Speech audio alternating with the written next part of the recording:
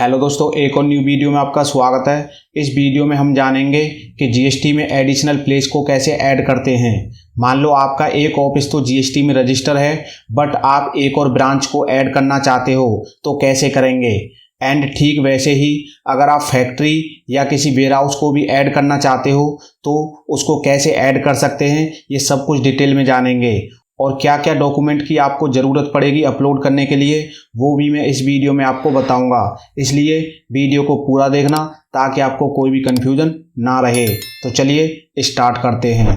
तो सबसे पहले तो आपको अपने जीएसटी पोर्टल को यहाँ पे लॉगिन कर लेना है। लॉगिन करने के बाद आपको अगर कोई भी एड्रेस यहाँ पे ऐड करना है तो उसके लिए आपको सर्विस पे जाना है और रजिस्ट्रेशन के अंदर आपको एक ऑप्शन मिलेगा amendment of registration core field, इस पे आपको क्लिक कर देना है। क्लिक करने के बाद आपके सामने इस तरह की विंडो यहाँ पे ओपन होगी। अब अगर आपको यहाँ पे किसी भी एडिशनल प्लेस को ऐड करना है तो उसके लिए आपको प्रिंसिपल प्लेस ऑफ बिजनेस पे क्लिक कर देना है। और क्लिक करने के बाद सबसे नीचे आपको यहाँ पे आ जाना है और यहाँ पे आपको एक ऑप्शन दिखेगा have additional place of business, इस पे आपको ग्रीन कर देना है। मतलब क्लिक करेंगे तो यहाँ पे ये ग्रीन हो जाएगा। अब आपको क्या करना है, सेव कंटिन्यू पे क्लिक कर देना है। अब आपके सामने एडिशनल प्लेस ऑफ बिजनेस यहाँ पे दिखाई दे जाएगा। तो यहाँ पे पहले से आपको 0 मिलेगा।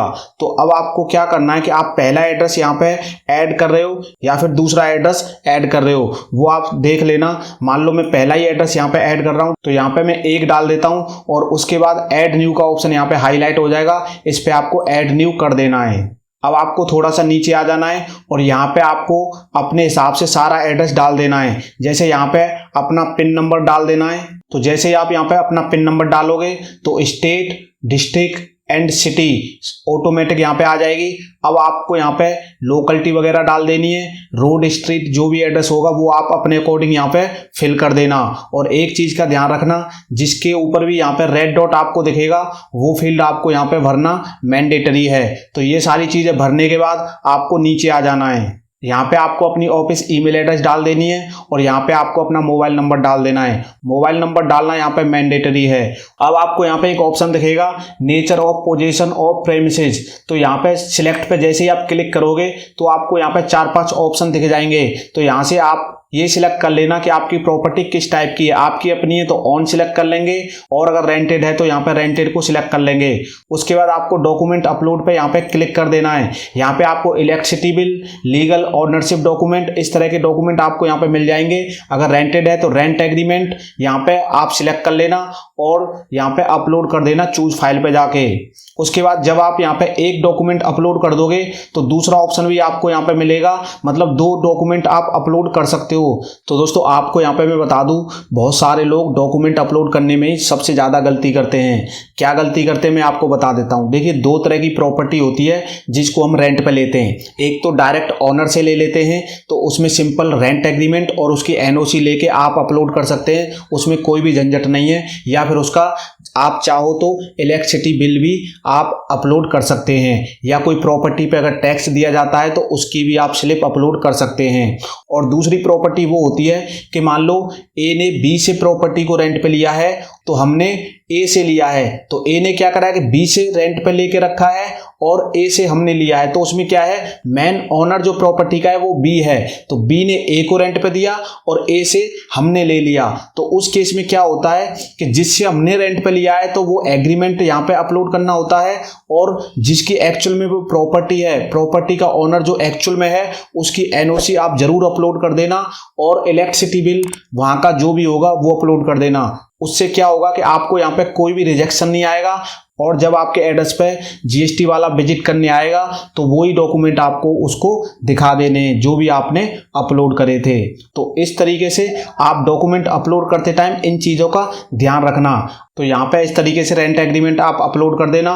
उसके बाद आपको यहाँ पे रिटेल बिजनेस करना चाहते हो, ऑफिस खोलना चाहते हो या फिर एक्सपोर्ट करना चाहते हो, जो भी आप बिजनेस करना चाहते हो वो आप यहाँ से 1 या 2 सिलेक्ट कर लेना। उसके बाद यहाँ पे आपको रीजन डाल देना है कि आप एडिशनल प्लेस को क्यों ऐड करना चाहते हो, और डेट ऑफ अमेंडमेंट में आप उस दिन की डेट यहाँ पे डाल दोगे जिस दिन आप अमेंडमेंट करने वाले हो। अब आपको सिंपल यहाँ पे सेव एंड कंटिन्यू पे क्लिक कर देना है। अब आपको यहाँ पे कुछ एरर आएगा तो आप एरर को देख लेना कि आपने क्या गलती करी है, और अगर आपने कोई गलती नहीं करी है तो इसको सिंपल यस कर देना। अब आपने जो भी एड्रेस यहाँ पे डाला है वो इस तरीके से दिख जाएगा। अगर आपने सही एड्रेस डाला है तो यहाँ पे भी चेक कर सकते हो, और अगर आपसे कोई गलती हो जाती है तो आप वापस से एडिट कर सकते हो उस एड्रेस को, और फिर से एडिट करके यहाँ पे आ सकते हो। उसके बाद आपको फिर से एक बार कंटिन्यू कर देना है। कंटिन्यू करने के बाद इस वाले ऑप्शन पे यहाँ पे क्लिक कर देना है, और यहाँ पे आपको अपने ऑथराइज सिग्नेटरी को सिलेक्ट कर लेना है, और यहाँ पे आपको अपनी स्टेट डाल देनी है, मतलब प्लेस डाल देना है कि आप कौन सी स्टेट में आप ये एड्रेस चेंज कर रहे हो। उसके बाद आप सबमिट विद DSC या फिर सबमिट विद EBC, मतलब OTP के थ्रू इसको सबमिट कर सकते हो। तो जैसे सबमिट विद EBC पे क्लिक करोगे तो आपके मोबाइल नंबर और ईमेल आईडी पे OTP जाएगा, तो उस OTP को जैसे ही आप डालोगे तो आपकी एप्लीकेशन यहाँ पे फाइल हो जाएगी।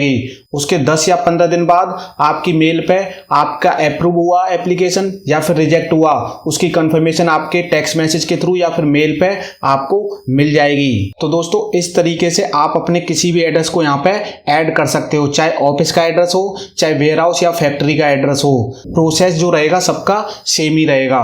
तो इस वीडियो को यहीं पे समाप्त करते हैं। तो इस वीडियो में इतना ही, मिलते हैं ऐसी किसी नई वीडियो में नई जानकारी के साथ। तब तक के लिए आप सभी अपना बहुत बहुत ख्याल रखें।